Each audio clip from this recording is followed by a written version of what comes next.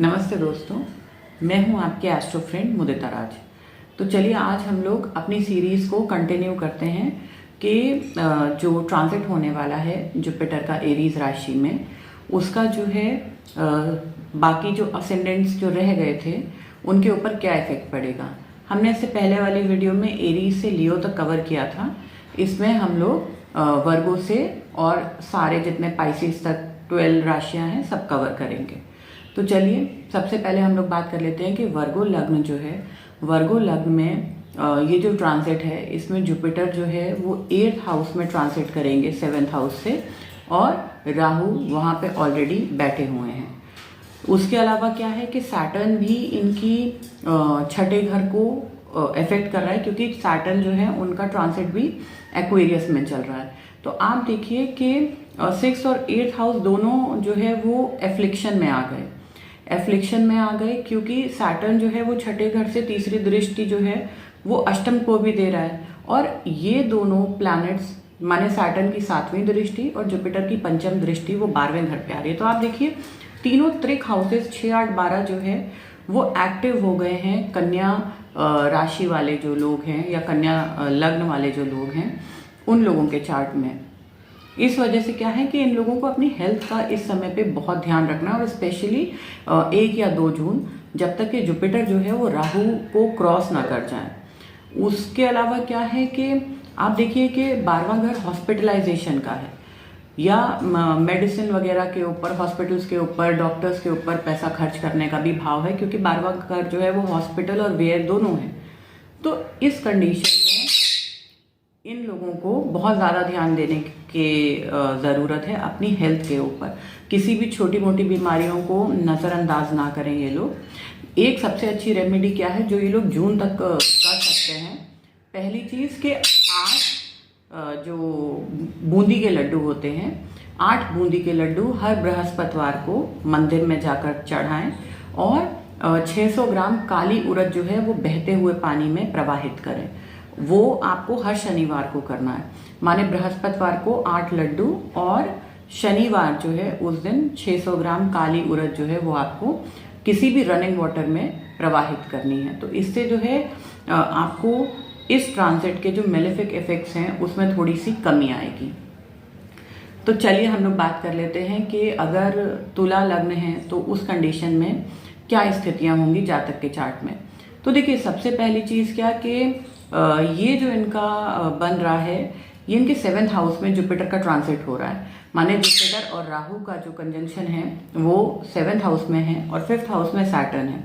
आप देखिए इनकी जो कंबाइंड दृष्टि है वो 11th हाउस पे जा रही है। देखिए ओवरऑल क्या है कि ये ट्रांजिट जो है ये अच्छा है लिब्रा असेंडेंट्स के लिए, क्योंकि यहाँ पे जुपिटर और सैटर्न दोनों ही लाभ भाव को यानी 11th हाउस को देख रहे हैं।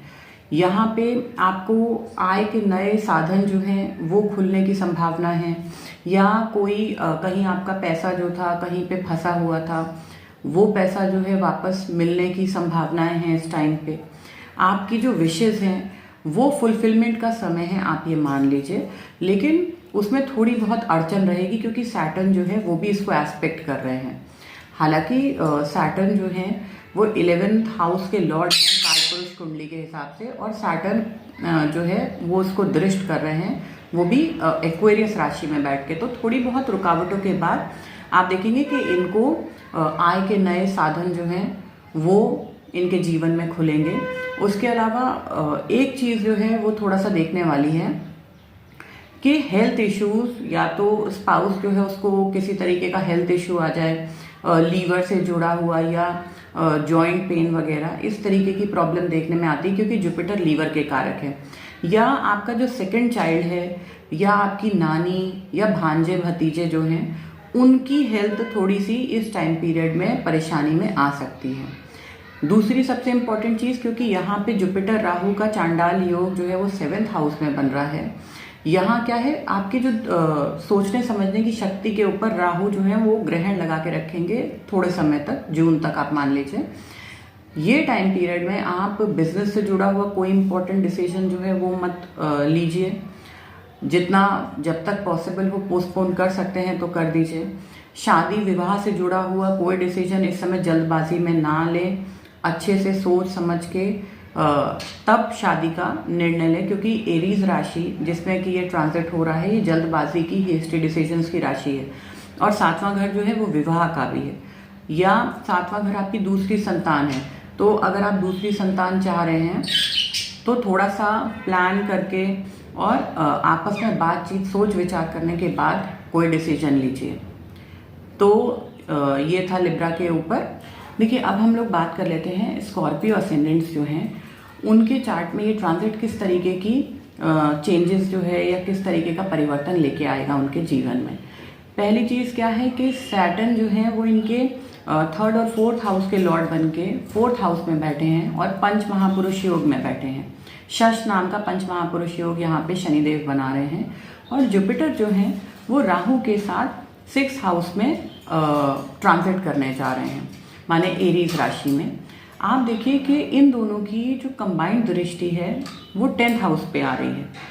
इसे आप ऐसे देख सकते हैं कि करियर में, आपके कार्य क्षेत्र में जो उन्नति है, जो काफ़ी टाइम से अगर आपके कोई प्रमोशन वगैरह या जॉब के लिए अगर आप परेशान हैं, आप जॉब देख रहे थे, तो ये टाइम पीरियड में स्कॉर्पियो असेंडेंट्स जो हैं उनको उनके कार्य क्षेत्र में उन्नति देखने को मिलेगी। नई संभावनाएं उनके जीवन में आएंगी, नया जॉब अपॉर्चुनिटीज़ उनकी लाइफ में आएंगी। आप देखिए क्योंकि 10th हाउस जो है वो फादर के हाउस से सेकंड है, माने 9 से सेकंड है, तो पिता की आय में भी उन्नति होगी। माता अगर जो है वो किसी तरीके के व्यापार में या पार्टनरशिप वगैरह में है तो आप देखेंगे उनकी बिजनेस में भी जो मदर हैं उसमें अच्छा ग्रोथ आपको देखने को मिलेगा। या आपकी जो स्पाउस की मदर हैं वो अगर वर्किंग है तो वहाँ पे भी आप उनको देखेंगे कि उनको अच्छी ग्रोथ उनके करियर में आप देखेंगे ये साल। उसके अलावा क्या है, क्योंकि 10th हाउस जो है वो आपके ससुराल का भी है, जो 7th हाउस से 4th हाउस है, माने आपके स्पाउस का घर। तो आप देखेंगे कि हो सकता है ससुराल में नई गाड़ी वगैरह इस तरीके की जो है खरीदी जाए, मतलब कोई शुभ काम घर में इस तरीके का हो सकता है, जैसे गाड़ी वाहन आना या लग्जरी से जुड़ा हुआ घर को कंफर्ट देने वाला ऐसा कोई सामान घर में आ सकता है। या घर के रेनोवेशन के ऊपर आदमी जो है वो पैसा लगा सकता है, आपके इन लॉज।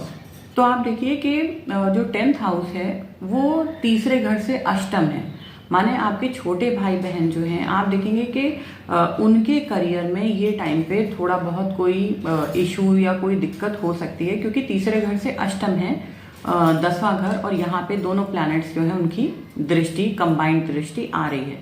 इसके अलावा क्या है कि 5वें घर से क्योंकि छठे में आता है तो आप देखेंगे कि बच्चों को कोई बीमारी, या अगर आप किसी लव रिलेशनशिप में हैं तो उसमें हो सकता है कोई मिसअंडरस्टैंडिंग या लड़ाई झगड़ा होने की संभावनाएं रहती हैं। देखिए ये ट्रांजिट सैजिटेरियस असेंडेंट्स जो हैं उनके चार्ट में किस तरीके का प्रभाव डालेगा।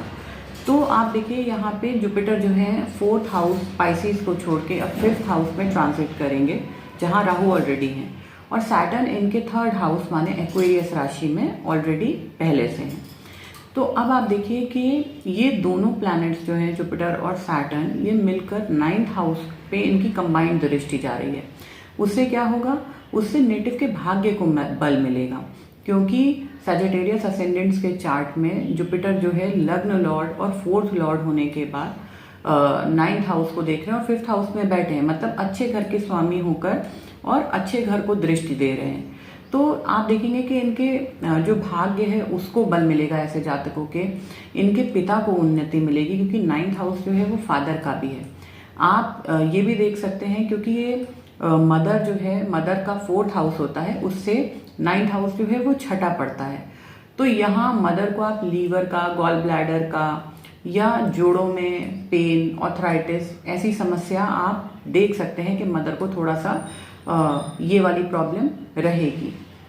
इसके अलावा एजुकेशन के लिए बहुत अच्छा है। अगर आप हायर एजुकेशन के लिए बहुत टाइम से सोच रहे थे या ऐसे संयोग नहीं बन पा रहे थे, तो अब बिल्कुल अच्छा टाइम है कि आप इस फील्ड में आगे बढ़ें और आप ज़रूर उन्नति करेंगे। जैसे आपने पोस्ट ग्रेजुएशन करना है या पीएचडी वगैरह इस तरीके का कोई हायर डिग्री के लिए आपको लेना है, तो ये टाइम बिल्कुल हाई टाइम है। उसके अलावा आप देखिए कि ये टाइम पे, क्योंकि 9th हाउस जो है वो धर्म और धार्मिक ग्रंथों का भी है, तो आप देखेंगे कि ये टाइम पे क्या है कि लोगों का जो सजिटेरियस असेंडेंट्स हैं उनका अपने आप अट्रैक्शन जो है वो इस तरफ हो जाएगा, माने धर्म और धार्मिक किताबों की तरफ, मंदिर की तरफ ये लोग आकर्षित होंगे।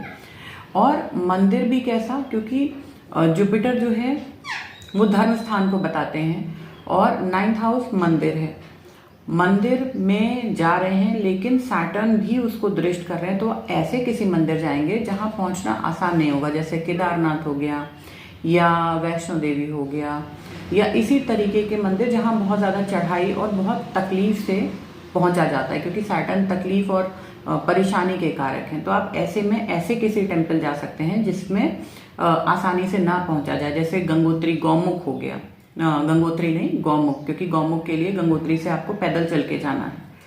लेकिन एक सबसे इंटरेस्टिंग चीज़ क्या है कि ये टाइम पे जो सजिटेरियस असेंडेंट है, क्योंकि 5th हाउस संतान का है, 5th हाउस एजुकेशन का भी है, और जुपिटर खुद वहाँ पे संतान और एजुकेशन के कारक होके बैठे हुए हैं, वो भी राहु के साथ, माने आपके सोचने समझने, आपके ज्ञान के ऊपर एक ग्रहण लगा हुआ है और उसको दृष्ट कौन कर रहे हैं, सैटर्न, तीसरी दृष्टि से। तो आप देखेंगे कि ये टाइम पे हो सकता है आपकी संतान, या अगर आप खुद उस एज कैटेगरी में आते हैं पढ़ने पढ़ाने वाली, तो बहुत पॉसिबिलिटीज़ हैं कि आपका थोड़ा सा मन इधर उधर हो जाए एग्ज़ाम में कि क्यों ना चीटिंग कर ली जाए या कोई पुर्ची बना के ले जाई जाए, क्योंकि राहु यहाँ पे इन चीज़ों को थोड़ा सा प्रोवोक करेंगे। तो ये जो पॉसिबिलिटी है ये जून तक ही है, जब तक जुपिटर और राहु एक दूसरे को क्रॉस नहीं कर जाते, तब तक अपने बच्चों को प्रॉपर आप गाइडेंस और काउंसलिंग देते रहें कि इस तरीके का कोई काम ना करें, वरना आपकी रेपुटेशन जो है वो खराब हो सकती है। तो चलिए अब हम लोग बात कर लेते हैं कि जो कैप्रिकॉर्न असेंडेंट्स हैं उनके चार्ट में इस ट्रांजिट का क्या इफेक्ट पड़ेगा। देखिए कैप्रिकॉर्न असेंडेंट्स में क्या है कि ये जो ट्रांजिट है जुपिटर का, ये उनके 4th हाउस में होने जा रहा है। माने जुपिटर जो है वो पाइसिस को छोड़कर 22 अप्रैल को इनके 4th हाउस में आ जाएंगे, जहां ऑलरेडी राहु बैठे हुए हैं, और सैटर्न इनके लग्न लॉर्ड होके 2nd हाउस में बैठे हैं, जो कि 2nd हाउस उनकी मूल त्रिकोण राशि एक्वेरियस है। तो अब आप देखिए कि दोनों प्लैनेट्स जो हैं जुपिटर और सैटर्न, उनकी कंबाइंड दृष्टि अष्टम पे आ रही है। पहली चीज, जुपिटर जो है वो तीसरे और 12वें के लॉर्ड होकर 4th हाउस में बैठे हुए हैं। आप ऐसे समझ लीजिए कि जो आपके यंगर सिबलिंग है, जो यंगर सिबलिंग है, उनको कोई सीरियस हेल्थ इशू या हॉस्पिटलाइजेशन ऐसी कोई प्रॉब्लम आ सकती है, क्योंकि जो 3rd हाउस है वो सैंडविच बना हुआ है बिटवीन सैटर्न एंड राहु, दोनों जो है मेलेफिक प्लैनेट्स के बीच में। हालांकि जुपिटर भी यहाँ पे इन्वॉल्व हैं, तब तक आप ये कह सकते हैं कि बहुत ज़्यादा खराब सिचुएशन हो सकता है कि जुपिटर उस चीज़ को टाल दें, लेकिन आपके चार्ट में जो प्लैनेटरी पोजीशन होगी उस पर भी बहुत कुछ निर्भर करेगा। माने जो भी आपके प्लैनेटरी पोजीशंस होंगी उसके अकॉर्डिंग आप इस ट्रांजिट को रीड करेंगे। तो देखिए यंगर सिबलिंग जो है उनको सीरियस हेल्थ इश्यूज हो सकते हैं, वो हॉस्पिटलाइज हो सकते हैं, क्योंकि 3rd हाउस में 12th राशि आ रही है हॉस्पिटल और हॉस्पिटलाइजेशन की। आप ये भी देख सकते हैं क्योंकि चौथा घर जो है वो वाहन का, घर का, इन चीज़ों का भी होता है। तो जून तक जब तक राहु और जुपिटर एक दूसरे को क्रॉस ना कर जाएं, तब तक आप संभल कर गाड़ी चलाएं, वाहन को संभल कर चलाएं। कोई नया वाहन ये टाइम तक आप ना खरीदें कैप्रिकॉर्न असेंडेंट्स, अगर हो सके तो उस चीज़ को आप 1 या 2 जून तक टाल दीजिए और उसके बाद ही उसमें पैसा लगाइए। क्योंकि देखिए 4th हाउस वाहन है, सैटर्न जो है वो उसको देख रहे हैं और जुपिटर के साथ राहु बैठे हैं जो उस चीज़ को एम्पलीफाई कर देंगे। तो सैटर्न चोट, परेशानी, तकलीफ के कारक हैं। आप ये भी देख सकते हैं कि हो सकता है कि आपने नया वाहन खरीदा जिसकी वजह से आपके घर में जो है मेंटल पीस या होम एनवायरनमेंट जो है वो डिस्टर्ब हो गया, क्योंकि एक चीज़ दूसरी चीज़ को ट्रिगर कर देती है। आप ये भी हो सकता है कि आपने एक नया वाहन खरीदा और उस वाहन से किसी का एक्सीडेंट हो गया या आपका खुद का एक्सीडेंट और आप हॉस्पिटलाइज हो गए। इसके अलावा ये अगर आपकी पत्री में ये ट्रांसिट जो है बाकी क्योंकि प्लैनेट्स जो हैं उसके अकॉर्डिंग अगर फेवरेबल हो रहा है, वो कंडीशन में जैसे जुपिटर, नेटल जुपिटर के ऊपर जुपिटर का ट्रांसिट हो रहा है अगर, तो आप ये मान के चलिए उस कंडीशन में फिर ये जो मैंने अभी बोला कि एक्सीडेंट और ये प्रॉब्लम ये ना होके ये हो सकता है कि आप कोई नया वाहन या नया घर खरीद लें।